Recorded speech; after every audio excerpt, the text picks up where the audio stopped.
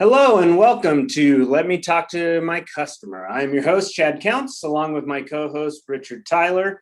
Rich, how are we doing today? Very good, Chad. How are you? Excellent, excellent. We've had some great spring weather. A lot of beach days, a lot of days at the park. Been excellent out here. I heard it's been a little stormy in Tejas. Yeah, but Clearing up. it's clearing up. We are actually enjoying beautiful spring as well. A balmy 80 degrees here today. Oh, excellent. Very nice. Very nice. Well, on that topic, our spring sales series training is kicking off this coming week.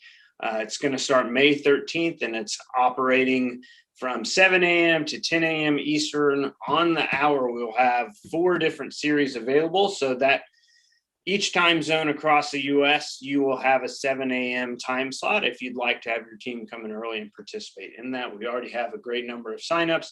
This is going to be for experienced salespeople. This is a closing series. We're going to focus on closing techniques, closing lines, and different situations on where and why those work and why you want to use each. So we hope that you will join us. We have a single to 2-person rate, and then we have a 3-person and up rate. So those of you who are looking to sign up the bulk of your staff or multiple people, please reach out to me, counts@countsbusinessconsulting.com. Be happy to hook you guys up, sign up, and get all the Zoom invites out to your team. So we're off to a good start this month. It's not quite as on fire as April and March, but it's maybe only a couple percentage points below that on a lot of what we're looking at. And something to keep in mind for all our sales managers and owners and even salespersons. If you are projecting out your total for the month and you're seeing that, which you should be, obviously that's very helpful. We're taking a step down in days, right? We're a step down 2-3 days compared to what we've had the last 2 months. So don't be surprised when that top line number looks a good bit different. Make sure that you are focusing on your net daily sales average. That's the most important one to focus on right now. And that will be a lot more challenging. You'll feel a lot better about that compared to what you did last month to this month. This is one of those classic traps where it'd be really easy to feel not as thrilled with May when April was a really long month, and so was March, 23 day, and then I think it was 22 days last month, 22 or 21. But at either rate, that'd be easy to feel disappointed, and I think you would miss the mark. There's still great opportunities, still good selling environment, still seeing a lot of positives going on. And so hopefully you guys are taking advantage of that. Okay. So we're going to shift gears. We just finished our top 5, top 4 series this last week, and we're going to be jumping into a different topic, and this is just something we've noticed across the teams that we're working with, and that is the dynamic of volume across sales counters. Every company is different based on the inventory they buy, their geographic density of population. There's a lot of factors that go into why you would be a high volume yard or a low volume. And what we mean by that is a low volume yard is a company that would have a low search rate per person or low invoice per person, low parts sold per person, not doing as much on the unit front, but potentially we're making up for that by being a truck yard or a laid-in yard or an exotic foreign yard. Something like that we are finding ways to increase our dollar per invoice. And so we might still hit some of the same sales numbers. We might even hit similar same dollar per salesperson. It just happens differently, right? There's just a different mix or recipe of what we're doing there compared to our high volume yards that have a lot of searches. They move a lot of vehicles through. They sell 2, 3, 4 invoices per hour. They might be more collision oriented. There might be a number of different factors there. Might be in a more dense population. might be more retail, could be any number of things that result in that company being high volume. And one of the reasons why we're bringing that up is the management dynamics, the goal setting, the coaching, your alertness, the demands of your job will be different based on what type of company you are. And that's I just wanted to interject here that like this is coming up specifically because we're thinking about it a lot with the groups that we're working with, and trying to obviously adjust what our strategy is based on the dynamic of each of these different teams. So I'm sorry, I just wanted to reinforce these are tales from real life here. Right. And I think hopefully this resonates whichever side of the spectrum you are. Maybe you're a little bit in the middle, but typically you tend to go one direction or the other.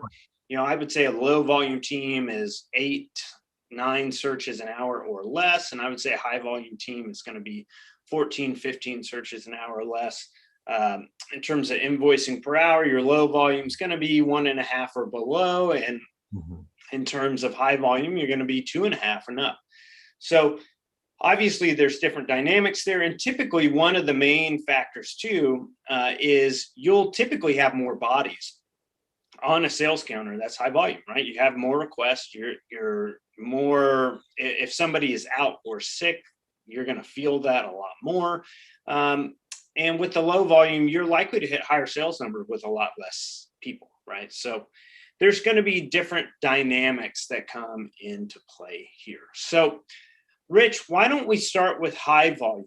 What are some of the benefits of working with a high volume yard? What makes that maybe a little bit easier than a low volume yard in that regard? Sure. So with a high volume yard, I feel like there's probably a lot better chance for, if somebody's not on their game that month, for somebody else on the team to step up and pick up that lost sales opportunity. I think they have an easier chance at a swing and a miss and then taking another swing and having a hit, just based on the fact that the volume is high. Yeah, absolutely. I think there are more people that can step up, right? That is a huge benefit. I know companies where, they feel very leveraged or concerned because a certain salesperson is 40% of the business or 50% of the business. And so sometimes that can present a lot of personal challenges depending on the nature of that person, depending on whether they're really a team company player or whether they're a me type of person. When you have a larger team and more volume, everybody contributes. And so if that person either is gone or slumping, we're a little more resilient, we're more capable. So I would say it's a lot less common that a high volume yard has just an absolutely terrible month. They might have a so-so month, but they have a really high floor. Because the other side, like you're saying, on each transaction, I should have closed that one, I missed it, but they're going to have 10 opportunities behind that this hour. At a low volume yard, that's different. If I miss on that $1,500 engine, $2,000 engine, I've only got 7 chances left this hour really to come up with that. And those might not put together that total of that opportunity. So being a specialist makes a bigger difference at the low volume yard. Okay. And what would be some challenges in working with a high volume yard? Challenges in working with a high volume yard. Anything that you think is more difficult? Yeah, I'm trying to think specifically of the high volume yards we're working with. Complacency. Yeah. That their floor is so high or their consistency is so steady, it's easy for it would be very uncommon for at least members of that team, not all of them, but for members of that team to just flatline, stay the same, to keep them motivated, to pushing to new levels, growing their sales. Boss, I'm already doing X. What's wrong with that? Why shouldn't I be doing more? Well, we're buying more. People are buying more cars. The market is growing. We always want to be growing at least with the rate of the market and the industry, if not above that, right? The goal is to be above that, but the minimum is we've got to be growing with that. Right. So we've seen that, especially with, I would say, seasoned. It's not, with newer person, sometimes they kind of get stuck at a level 2, but it's more concerning with your seasoned people that are capable, that they just don't have that fire lit. And typically what you can see with this is while you have a whole team there, you're just trying to keep everybody moving in the same direction. And maybe you have a superstar or two that you can crank up and you can pump up, and really they become the one that carries a little bit more of the load. But yeah, you will find yourself having to have a few more like heart to hearts with a team member or two where it's like, hey, it's not bad. It's not like we're sitting here like, what's going on? You're the worst thing in the world. It's more like, hey, this train's moving. We're making progress. The owner has goals. We have goals. We'd like to see you contributing to that success also. Yeah, I think you mentioned it pastorally as shepherding, for bringing the lost sheep back into the fold, as it were. Yeah, and there's a number of companies that are this way, and I think as a manager, it's really challenging to keep an eye on everybody, and you really have to make. Typically, there's going to be enough inertia. There's going to be enough velocity, I should say, from a high volume yard that it's going to push people forward. Like you're going to have people on your team that step up in any given month when there's more volume. And so you as the manager, you kind of have to keep an eye for the negative outliers, right? You have to be like, okay, who's not keeping up with the pace? We don't want to lose this person. We don't want to lose this person. Right. Have them fall behind or have them go unnoticed to make sure they're keeping up. Okay. So typically, I would say it's a lot easier to succeed at a high volume yard. There's just, you're not going to rebuild as much. You have a little more elasticity. If somebody's gone or somebody's out, you have the ability to crank it up a notch. But that's not without its challenges. We've worked with these companies that before working with us, they were steady. They did what they did, but there was no fire burning. There weren't people developing to charge or keep growing at a certain rate. And it was enough for the owner manager just to keep things fed, and it cranked out the same results when, hey, there's a lot more profit to be had. There's a lot more brokering, warranty, and even close rate opportunities if we push that. So if you're a high volume yard and that's something you struggle with, you see a lot more complacency than competition or championing or things like that, let us know. We'd be happy to work with your team. All right, low volume yards. So what would be the strengths or benefits of low volume yards, Rich? When things are going well, what types of things are you seeing? What's that? I think you mentioned one of the big ones that we see already is, high dollar amount average per invoice. These are guys that are moving large parts a lot of times.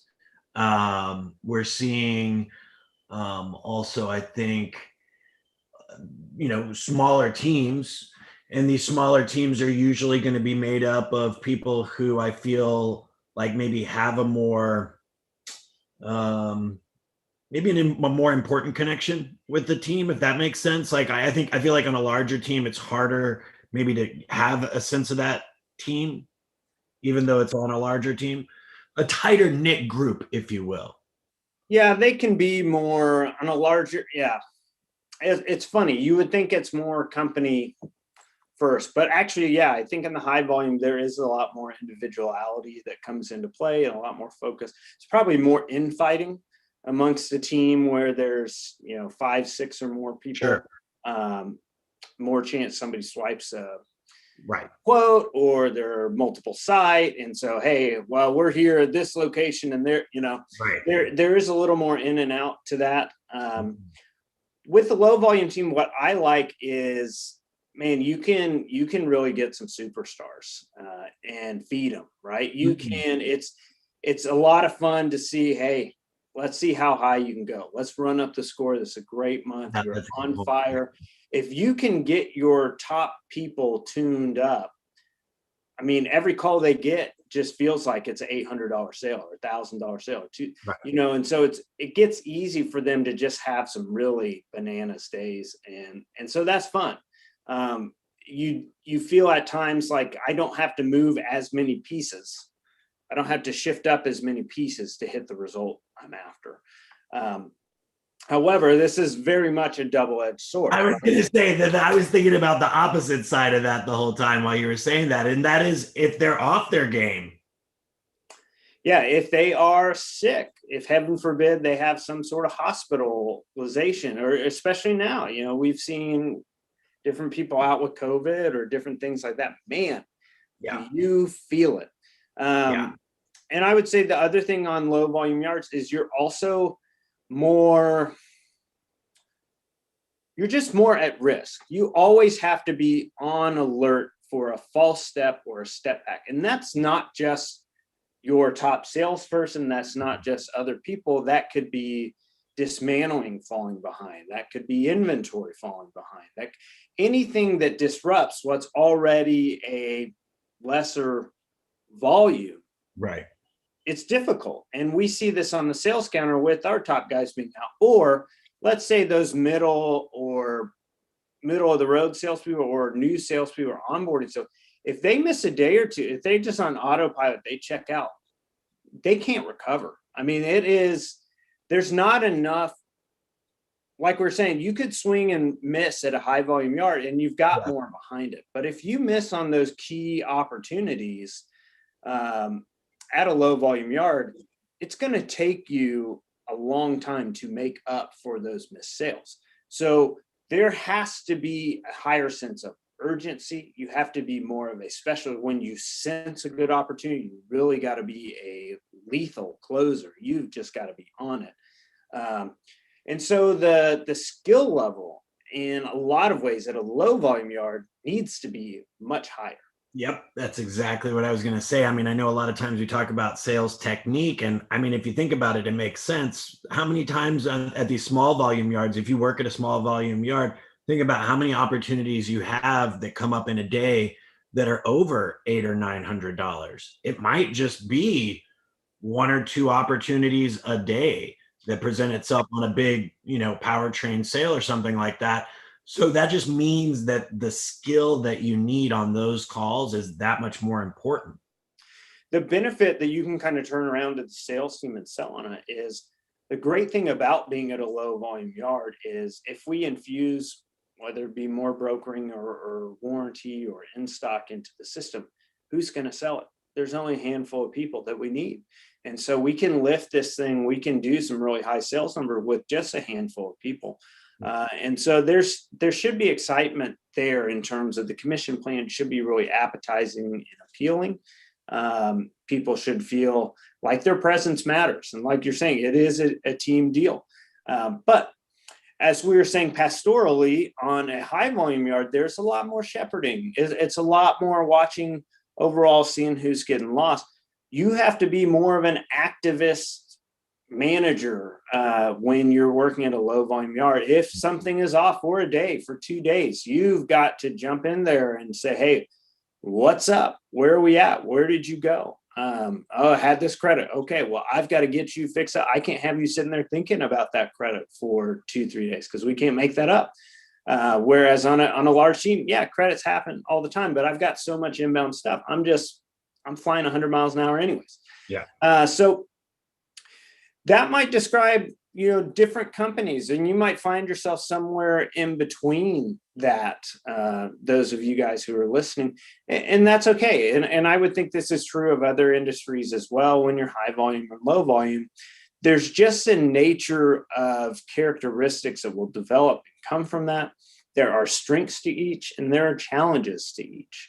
And so you need to be aware of that. The things I get asked all the time, and I'm sure Rich does too, in terms of, what report should I be doing? How often should I be doing this? How often should I be doing that? And the answer is probably different depending on what company you're dealing with. we have a pretty good framework for what we do. And at the same time, Rich knows with the different people that we're working with, some need more immediate attention than others, and others need to be really pushed or encouraged in different ways. And so that's our job. We look at these assets, as owners and managers are looking at, okay, I have this company. What am I spending and what's my rate of return? We look at these people. We only have so many people to generate this result. We only have so many opportunities, and that sets our agenda, that sets our tactics. And so understanding what dynamics you're facing, who you're working with, what's going on, can really allow you to accentuate the positives and achieve the best results depending on where you're at. So that's our topic for today. It's a little bit shorter and sweeter. I'm not exactly sure how long we're running this morning, but want to remind you again, please like this podcast, like it on YouTube if you want. You can subscribe, leave a comment. You can rate it on iTunes or anywhere you're finding us. And as well, we hope that you will join us for the Closing Sales series. It's going to be a 4-week series starting this Thursday. And our aim is going to be every 2 months, I think, to have some sort of series available for you. We'll integrate in new salesperson's training multiple times a year. We've had really good results with breaking up training to be weekly ongoing, as opposed to doing training all on one weekend, all on one day, and expecting them to retain that for anything more than 2 weeks. So skill-based, it's technical, it's interactive. I think most salespeople really respond well to it. We've had really good results from it. So hopefully you'll reach out to myself on Facebook or to Rich on LinkedIn or wherever you find us. We're easy to find, and let us know that you'd like to join us. We'd be very happy to have you guys with us this time. So thank you all for joining us again this week, and we look forward to